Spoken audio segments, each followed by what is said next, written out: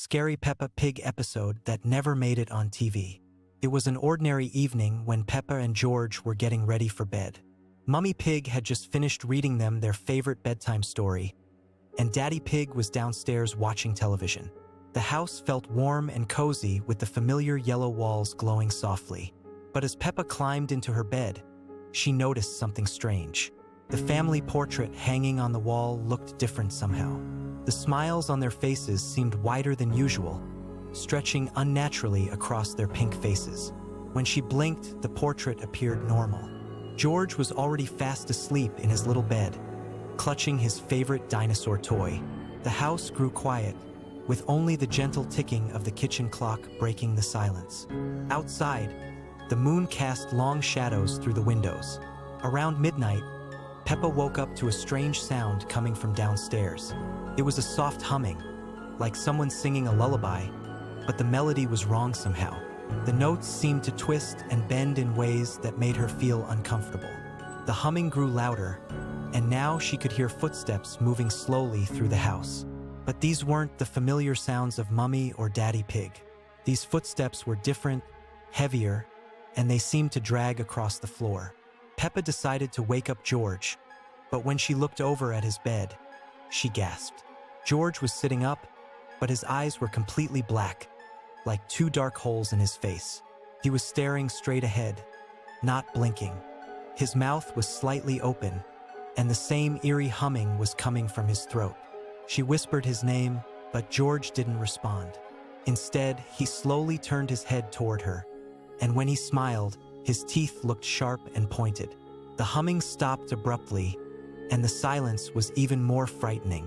Peppa wanted to run to Mummy and Daddy Pig's room, but as she stepped out of bed, she realized the hallway had changed. It stretched on forever, much longer than it should have been, with doors lining both sides. The family photos now showed faces she didn't recognize. She began walking down the endless hallway, her bare feet making no sound. Each door she passed was slightly open, and from behind them came whispers and voices that sounded almost like her family, but not quite right. The whispers spoke her name repeatedly. As she continued walking, the hallway began to change around her. The yellow walls started to fade to a sickly green color, and the family pictures became darker. The whispers grew louder, but when Peppa finally reached the end of the hallway, she found herself back in her own bedroom. George was lying in his bed, sleeping peacefully with his dinosaur. The family portrait showed their usual faces. However, as she climbed back into her bed, Peppa noticed something that made her blood run cold. There, on her pillow, was a single black feather that hadn't been there before, and from somewhere in the house, she could hear it. The sun dipped below the horizon, casting long, eerie shadows across Peppa Pig's cozy little house. A gentle breeze rustled the leaves, but it carried a whisper, a faint, almost imperceptible sound that seemed to slither through the air. Inside, Peppa and George were playing with their toy train, but their usual boisterous laughter was subdued. Peppa, with her bright pink cheeks, peered out the window, her eyes wide. "George," she whispered, "do you hear that?" George, clutching his dinosaur, nodded, his small snout twitching. The whisper seemed to grow louder, a low, guttural hum that vibrated through the floorboards. It was a sound they had never heard before, a sound that made the hairs on their little pigtails stand on end. Mummy Pig and Daddy Pig were in the living room, engrossed in a television program about muddy puddles. They chuckled, completely unaware of the growing unease that had settled over their children. The whisper, however, was now a distinct, almost human-like murmur. Peppa and George huddled closer, their eyes darting around the room. The shadows seemed to stretch and writhe, taking on grotesque forms in the dimming light. The air grew cold, and a faint, sweet smell, like decaying flowers, filled their nostrils. Peppa caught a glimpse of her reflection in the window pane, but it wasn't her usual cheerful face. Her snout seemed elongated, her eyes sunken, and a faint, unsettling grin stretched across her lips. She blinked, and it was gone, replaced by her normal reflection. Suddenly, a creak echoed through the house. The front door, which Mummy Pig had sworn she had locked, was now slightly ajar. A sliver of inky blackness seeped into the hallway, and from within, the whispering intensified, beckoning them.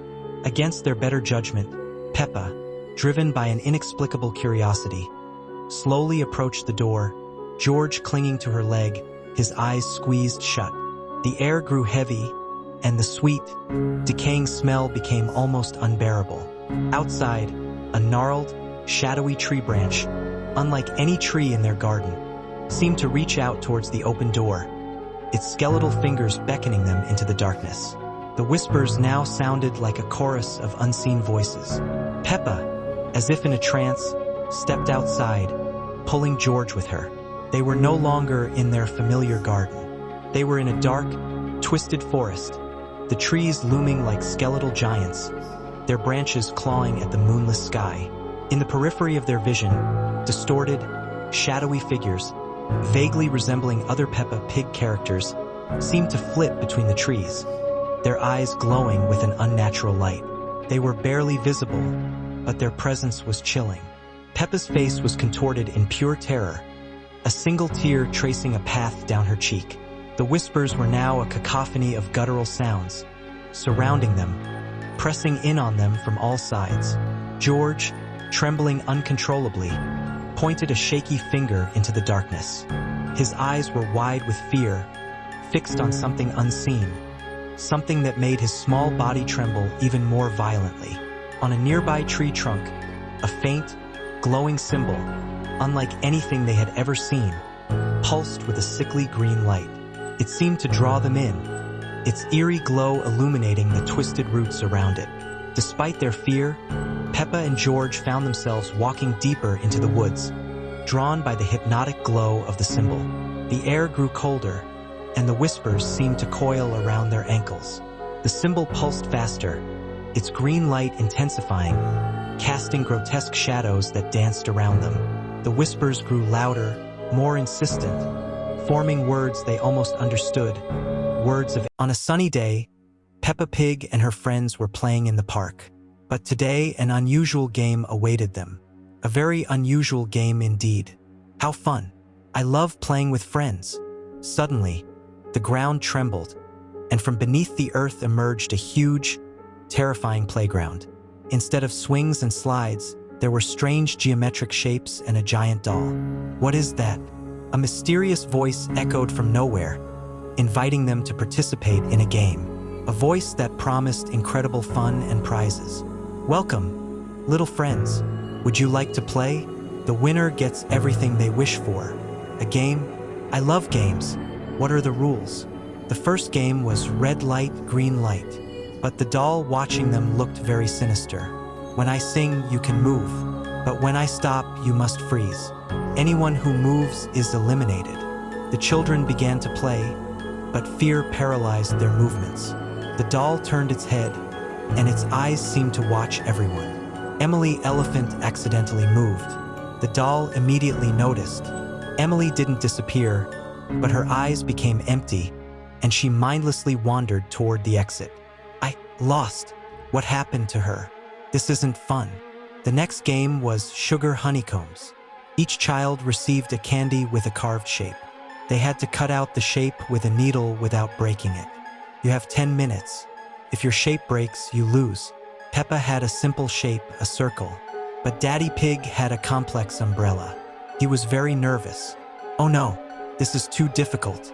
My hooves are too big for such delicate work. Daddy Pig broke his shape.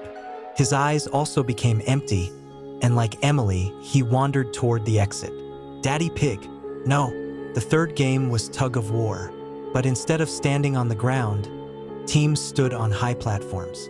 The losers fell into a dark, bottomless pit. Pull with all your strength. The losers will disappear. Peppa's team was weaker. They began to lose. The platform beneath their feet cracked. I don't want to fall. I'm scared. At the last moment, Kylie Kangaroo, thanks to her strong legs, made a powerful pull, and their team won. The losing team screamed as they fell into darkness. They fell. The fourth game was marbles. Each player received 10 marbles. They had to take all marbles from their partner without using violence. Deceive, outsmart, but cause no harm. The loser is eliminated. Peppa played against her best friend, Susie Sheep. They didn't want to play against each other. Peppa, I don't want to play. Let's just give away the marbles. No, Susie, we must think of something. Peppa came up with a plan. She suggested playing rock, paper, scissors for all the marbles. Susie agreed. Peppa won. I lost. Goodbye, Peppa. Susie, no, come back. The final game was the glass bridge. 2 parallel bridges made of glass panels. Some panels were tempered glass, others were regular. They had to guess which panel to jump on. One wrong step and you will shatter. Only Peppa and George remained. They had to cross the bridge.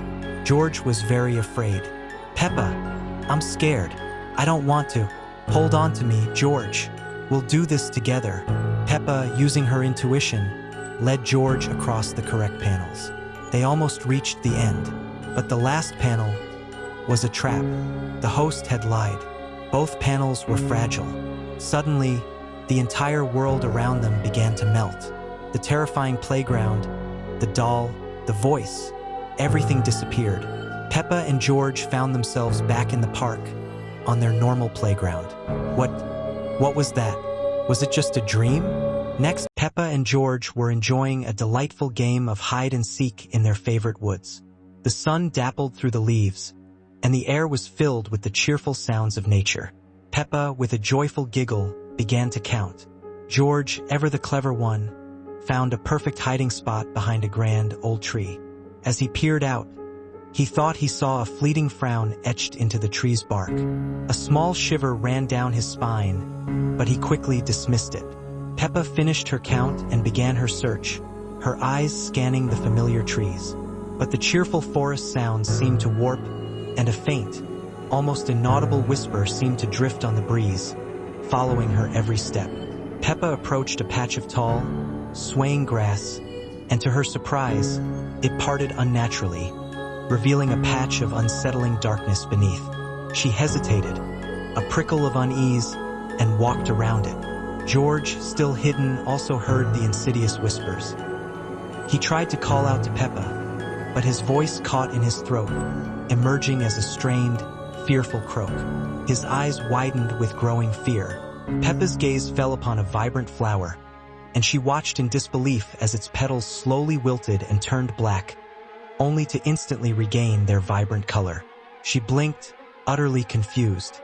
The sun, peeking through the trees, briefly transformed into a sickly green hue, then reverted to its cheerful yellow. The whispers intensified, becoming more distinct, yet still just beyond comprehension. Peppa finally found George, and a wave of relief washed over them both. But the whispers were now undeniably clear, surrounding them, seeming to emanate from every direction. The trees around them began to sway violently, despite the complete absence of wind. Black, brittle leaves rained down, crunching ominously underfoot. The ground beneath their feet became soft and spongy, as if they were treading upon something alive and breathing. They tried to quicken their pace, a growing panic in their hearts. The whispers coalesced into a low, guttural chanting, a chilling chorus that echoed through the woods. The trees seemed to lean in, their branches intertwining to form a dark, foreboding tunnel.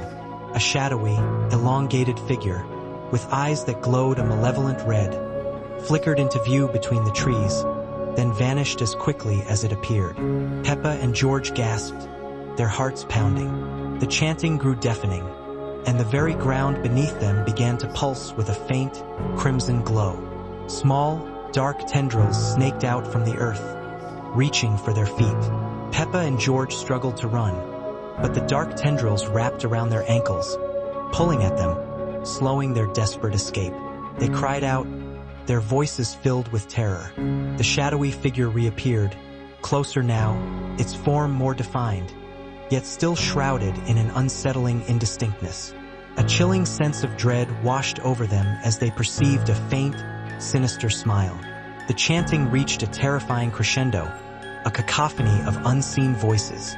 The trees around them had transformed, their bark now completely black, their branches twisted into menacing claws.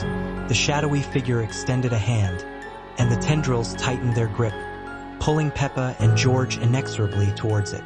They screamed, but no sound escaped their lips, as if their voices had been stolen. A terrifying close-up on the figure's face revealed eyes that glowed with an intense, malevolent light. Its smile widened, revealing rows upon rows of sharp, unsettling teeth, a horrifying parody of their familiar cartoon style. Peppa and George were pulled into the inky blackness behind the figure. Their forms blurred, then vanished completely, swallowed by the encroaching shadows.